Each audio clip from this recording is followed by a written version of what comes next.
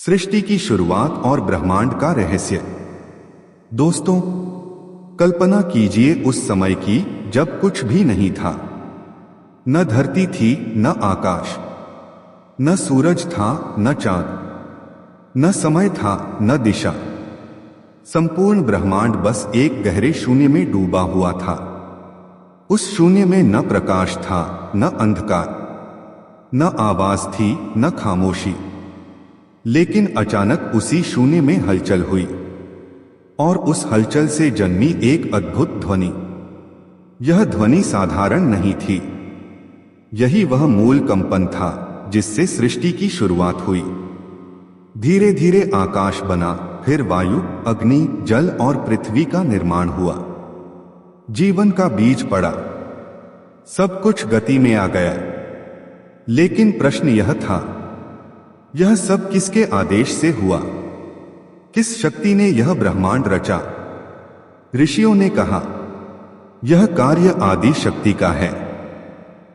एक ऐसी शक्ति जो अनंत है, असीम है और स्वयं में पूर्ण है। और उसी शक्ति से आगे चलकर प्रकट होने वाले थे महादेव शिव, जो न केवल सृष्टि के संहारक कहलाए बल्कि संतुलन के प्रतीक भी बने। अध्याय 2, देवताओं का संकट और असुरों का आतंक। समय बीता, सृष्टि फैलने लगी। देवता प्रकट हुए, असुर उत्पन्न हुए और मनुष्य का जन्म हुआ। लेकिन जैसे जैसे असुर बढ़े, उनका अहंकार भी बढ़ता गया। उन्होंने देवताओं को परास्त करना शुरू कर दिया। धरती और आकाश में असुरों का आतंक छा गया। यज्ञ भंग होने लगे, ऋषि मुनियों की तपस्या टूटने लगी। देवता असहाय थे। उन्होंने ब्रह्मा जी से गुहार लगाई।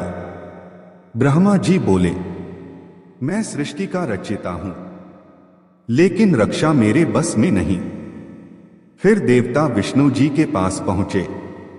विष्णु बोले, मैं पालन करता हूं, लेकिन यह दैत्यिक शक्ति इतनी प्रबल है कि अकेले मेरा प्रयास भी पर्याप्त नहीं।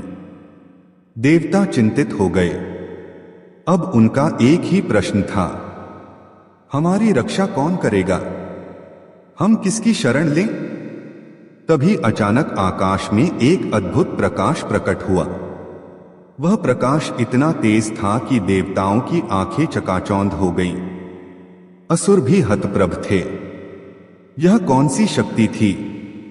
क्या यह देवताओं से भी ऊपर है, या फिर यह किसी और का खेल है?